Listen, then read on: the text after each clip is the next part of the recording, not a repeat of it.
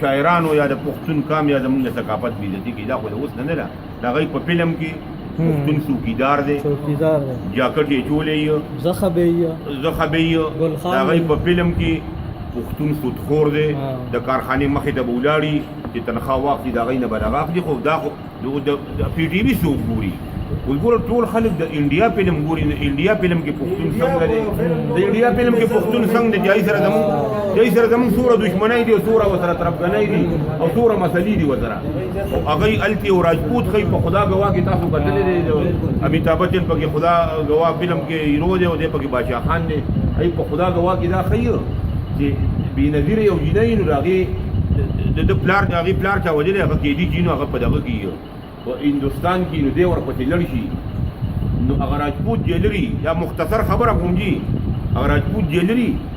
نو دی ورته وایي زه به سبا کې شهید نن شپه کې به تا نه دا قیدي بوځم زه ځان سره وایي هغه ورته وایي څنګه دی بوځې وایي زه جیلر یم وایي دی ورته وایي نور به نه راخېږي وایي پښتون یم وایي دا د بادشاه خان خبره ده وایي نور به ودروم دی به نه راخېږي وایي دا نور شپه به لویم خو دی به نه بوځم وایي او رای ولي چې راجپوت ورته پاتې راولي چې د هغوی خپل دغه دی هغه یې راټر لیکلی دی مونږ پښتون نه دی لیکلی پښتون نور خو په ګوته نه پټېږي که زه نور داسې وکړو چې نور نه ښکاري یا دا خو نور ته ډیوې خولي دی اوس پښتون لاجواب دی د نن چې د دنیا سترګو کې پښتون اغلی دی نو څه چل دی ځکه پکې دی ګنې په دنیا کې خو بلا کې کامونه پاتې کېږي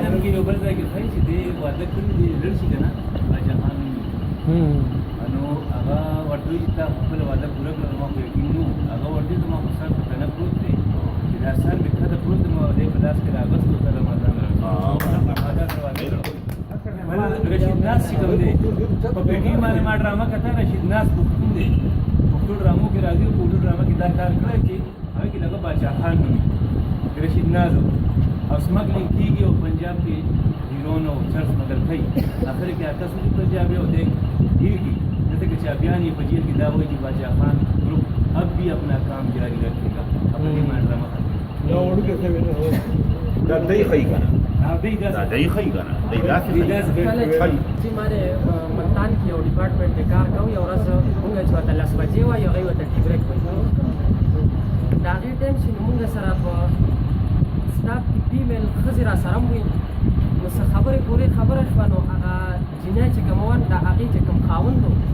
هغه موږ سره په ډپارټمنټ کې ودی بار بیا ډپارټمنټ کې واده کړو مطلب وخت چې سو خو دغه ډپارټمنټ کې د دې چې چوڑی کوم هډ اف ډپارټمنټ نو هغه دغه لومبنه پنجابي او چې دغه ځای ته حالانکه دغه ډپارټمنټ پښتنو په نوم جوړ شو پښتنو د دې تعمیر کړو او پښتنو جوړ کړو دغه کې سلوټ دې هډ اف ډپارټمنټ چې کوم را سلوټ دې پښتانه راځي کله چې دغه لومبنه پنجابي او نو دې زموږ یو بل ملګری دی ورته ښځې ته وایي چې میډم اب تو اعظم بھی پټان باندې مطلب د پښتنو سیټ لذي نه د اعظم چې کوم کس ته دا مس پښتون شو دا جنې ورته جواب دی چې اگر اعظم پټان بن گیا تو میں سے گولی مار دوں ما غچې پیاله کې خو راځي جنې سرګرم شوم چې لکه دا کم حالت تاسو د اخر پښتنو دا سی ویلي سړي چې دا مرته په جواب کې وی چې دا نفرت اخر سر ډیر حقونه دي خدا ولای مشتل چې دا نفرت اخیری حق دی اخر دا څه وجره چې مطلب تاسو په پښتنو نه دور نفرت کوي هغه چې مطلب تاسو سره په خپل خو خواده کړی او کچاریا پښتون چې ته هغه ولې